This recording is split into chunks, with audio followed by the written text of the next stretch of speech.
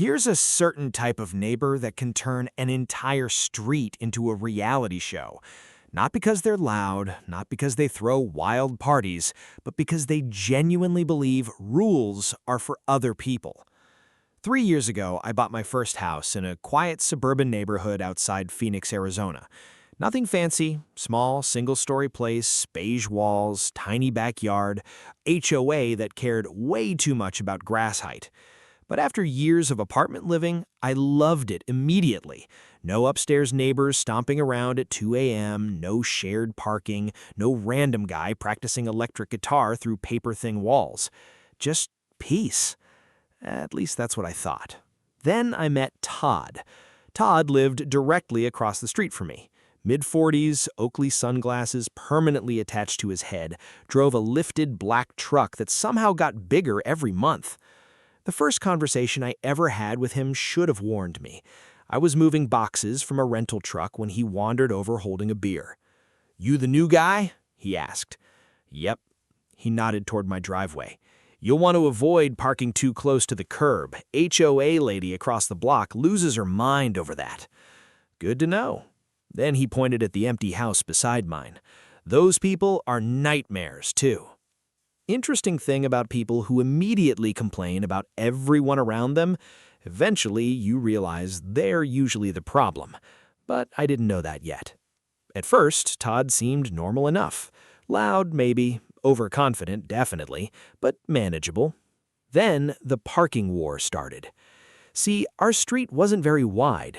Everyone had driveways, but street parking still mattered when guests came over. Todd apparently believed the entire street belonged exclusively to him. He had his giant truck, his wife's SUV, a fishing boat, a trailer, and eventually a broken Camaro that never moved. Instead of using his own driveway properly, Todd spread his vehicles across the street like he was setting up a used car dealership. Sometimes he'd park directly in front of my mailbox, sometimes halfway across my curb. Once, he left the trailer sitting in front of my house for 9 straight days. 9. The HOA eventually sent him a warning sticker. Todd's response? He moved the trailer exactly 4 feet forward. That became his personality in a nutshell. Technically compliant while being maximally annoying. One afternoon, I came home from work carrying groceries and found Todd's truck blocking almost half my driveway entrance. I could still squeeze in, but barely. I walked across the street calmly. "Hey man, any chance you can pull forward a little?" Todd looked up from washing his boat. "You can fit." "Yeah, but it's tight." He shrugged. "Sounds like a skill issue." Then he laughed at his own joke. That was the moment I officially stopped liking him. Over the next few months, Todd became the neighborhood headache. If someone had guests over, Todd complained about noise. If kids rode bikes near his lawn, Todd complained. If a package got delivered wrong, Todd blamed lazy drivers. Meanwhile, his garage looked like a tornado hit a sporting goods store. The man had zero self-awareness. The real problem started during football season. Todd hosted massive Sunday parties every single weekend. Now listen, I'm not against parties. People should enjoy themselves. But Todd's guests parked everywhere, across sidewalks, in front of driveways, fire hydrants. One guy literally parked on my lawn once, actually on the grass. I walked outside stunned. A stranger jumped out holding buffalo wings and said, "Relax, bro, we'll only be a few hours." Like that somehow made tire tracks in my yard acceptable. After that, I started documenting everything. Photos, dates, blocked mailbox, blocked driveway, trailer violations. I didn't even plan on doing anything dramatic. I just knew eventually there'd be a problem big enough where proof mattered. And sure enough, the problem arrived one blazing Saturday afternoon. I had spent the entire week preparing for my younger sister's engagement party. Family was driving in from 3 different states. We rented tables, ordered catering, cleaned the backyard top to bottom. It was important. My parents were meeting her fiancé's parents for the first time. Everything needed to go smoothly. By noon, the house looked perfect. String lights hung across the patio, coolers full of drinks, food trays lined up inside. Then Todd ruined everything before guests even arrived. At around 2 p.m., I heard the unmistakable roar of engines outside. I looked through the window and immediately felt my blood pressure rise. Todd was hosting another football party, only this time his guests had completely taken over the street. Cars lined both sides, music blasted from portable speakers, people yelled across lawns holding beer cans, and directly in front of my house, Todd's friend had parked a massive pickup truck attached to a boat trailer. The trailer extended halfway across my driveway entrance. I walked outside fast. Todd spotted me immediately. "What's up, neighbor?" he shouted cheerfully. I pointed to the trailer. "I've got family coming in an hour." "And?" "I can't get them into the driveway." Todd looked over casually. "They can park down the block." I actually laughed because I thought he was joking. He wasn't. "Seriously?" I asked. "It's just for today." "No," I said slowly. "Move the trailer." Todd took a sip of beer. "Nah." That single word changed the entire direction of the day. I stared at him. "Nah? Game starts in 20 minutes. Nobody's moving vehicles now." Around us, several of his friends suddenly became very interested in their drinks. Nobody wanted involvement. I tried one more time. "Todd, move the trailer." He smirked. "Call the HOA." Then he turned around and walked back toward his garage party like the conversation was over. And right there, standing in the Arizona heat with my driveway blocked before my family event, I decided something. If Todd wanted to play neighborhood games, fine, but I was done being reasonable. Now, normal people probably would have called the police immediately. Or maybe had another argument. But Todd had spent almost a year perfecting the art of being technically difficult, so I decided to become technically correct. And technically correct is a terrifying thing when someone has already been collecting evidence for months. I went back inside calmly while my cousin Eric watched through the front window. "Please tell me you're not about to fight that guy," he said. "Nope." "You have the face." "What face?" "The quiet revenge face." "Honestly?" "Fair observation." I grabbed my folder from the kitchen drawer. Yes, an actual folder, because Todd had annoyed me long enough that I'd started keeping records like a suburban Batman. Photos, dates, HOA notices, parking violations, videos of blocked driveways, even screenshots from the neighborhood Facebook page where people complained about him constantly. Eric looked concerned. "You made a Todd file?" "I prefer evidence portfolio." "That's somehow worse." "Maybe, but at that moment it became extremely useful." I stepped outside again and took fresh pictures of the trailer blocking my driveway. Then I walked to the street corner where a very important sign stood about 20 feet away. "No parking, fire lane." And Todd's friend had parked the boat trailer directly across part of it. Beautiful. Absolutely beautiful. I took more photos from multiple angles. Then I made one phone call. Not to the HOA, not to the police emergency line. Parking enforcement. See, Phoenix parking enforcement officers are basically summoned through pure chaos energy. They don't move fast until somebody blocks fire access or creates a towing violation. Then suddenly they appear like avengers for annoyed homeowners. The dispatcher asked a few questions. Is the vehicle obstructing access? Yes. Is it attached? Yes. Has the owner been informed? Yes. Okay, we'll send someone. Simple, clean, professional. Then I waited. And oh, it got better, because Todd made a catastrophic mistake while I was waiting. He doubled down. Around 30 minutes later, my parents arrived first, only they couldn't pull into the driveway because the trailer still blocked half the entrance. My dad rolled down the window. "What's this?" Before I could answer, Todd shouted from across the street. "Parking's tight today." My father looked at me slowly. Now, my dad is not a dramatic man. Vietnam veteran, retired mechanic, the kind of guy who speaks calmly even when furious. But I saw the exact moment Todd irritated him. Dad stepped out of the car, walked over to the trailer, looked at it positioning carefully, then asked me one sentence. "He knows you're hosting something." "Yep." Dad nodded once. Interesting thing about calm people, when they stop talking entirely, danger increases significantly. Luckily for everyone involved, flashing amber lights appeared at the end of the street right then. Parking enforcement. Right on schedule. Todd noticed too. At first he looked relaxed. Probably assumed someone else was getting a ticket. Then the enforcement officer stepped directly toward the trailer. Todd's smile disappeared instantly. He hurried across the lawn. "Whoa, whoa, whoa, what's the issue?" The officer pointed calmly. "You can't block driveway access or fire lane markings." Todd immediately pointed at me. "This guy's overreacting." The officer didn't even look at me. "Whose trailer is this?" Todd hesitated. That hesitation mattered, because technically the truck belonged to his friend. The friend suddenly vanished into the garage crowd like a cowardly magician. The officer repeated louder, "Whose trailer?" Nobody answered. Beautiful.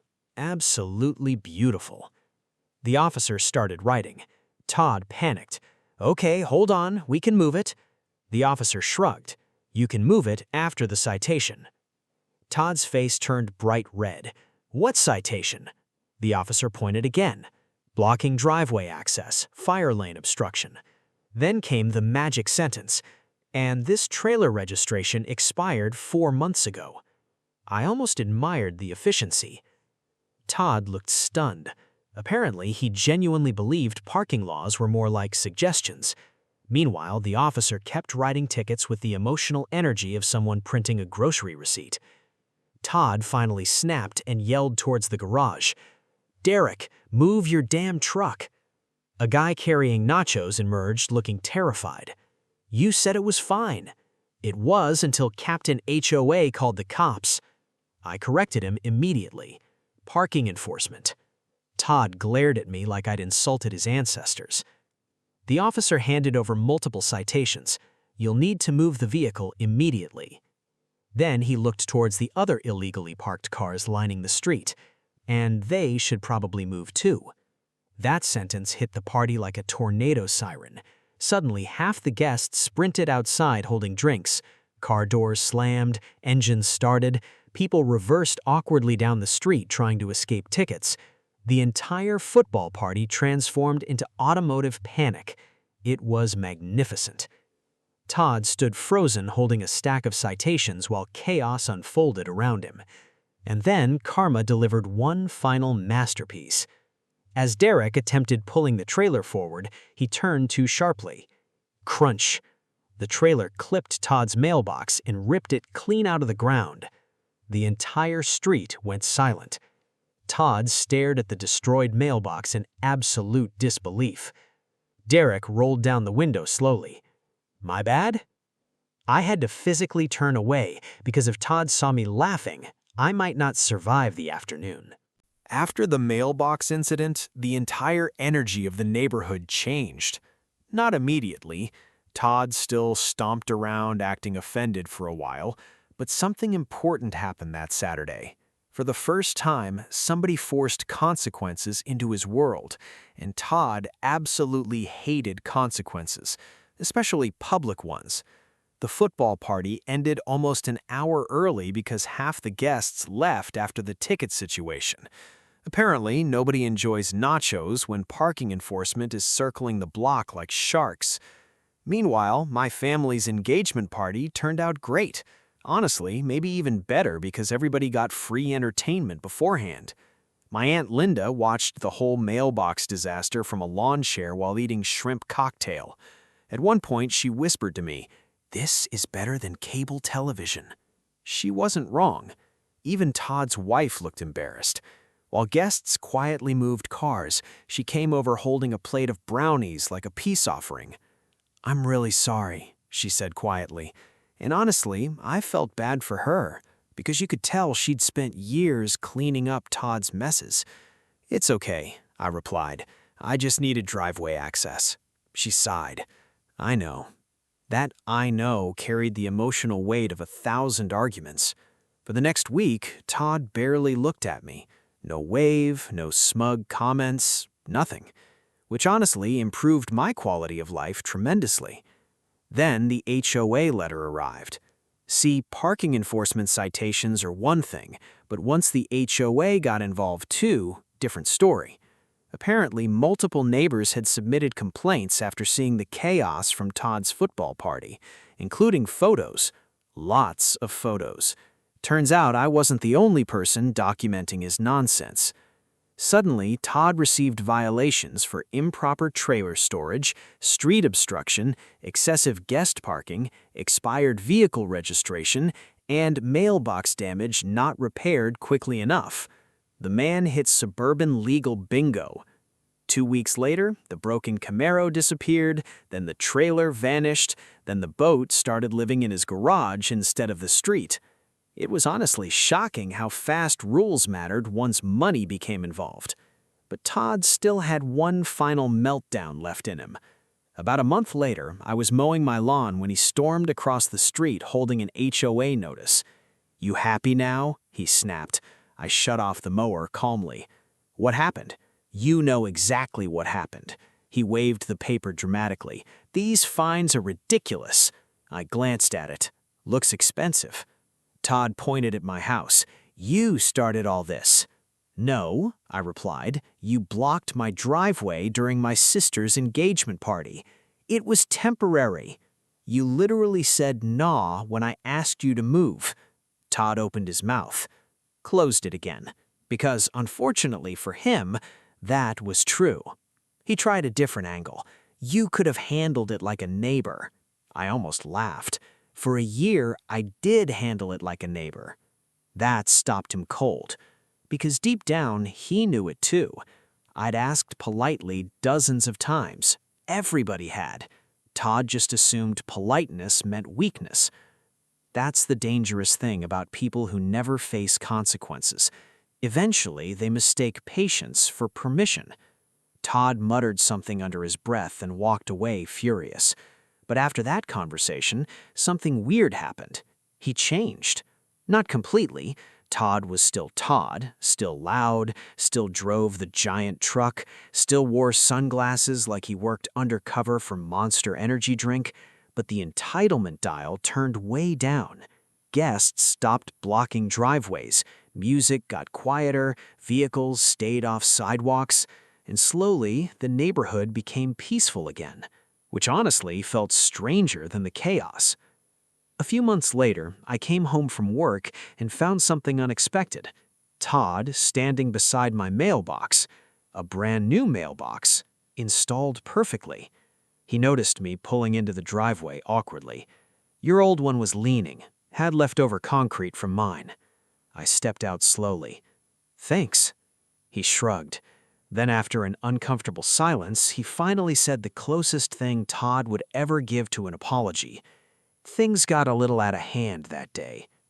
That was it. No dramatic reconciliation, no movie-style handshake, just suburban male emotional communication at its absolute limit. And honestly, good enough. From then on, we existed in peaceful neutrality, which in neighborhood terms is basically friendship. Years later, the story still gets brought up during family gatherings, especially the mailbox part. My sister's husband, who technically witnessed all this before officially joining the family, still laughs every time he remembers Derek destroying the mailbox while trying to avoid parking tickets.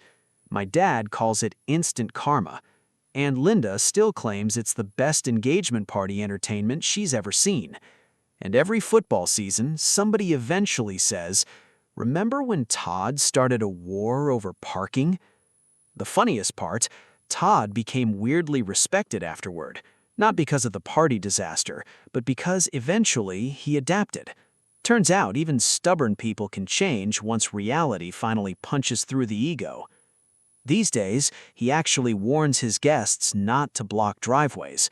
The first time I heard him say, "Park carefully or parking enforcement will get you," I nearly drove into my own mailbox laughing. Life comes at you fast.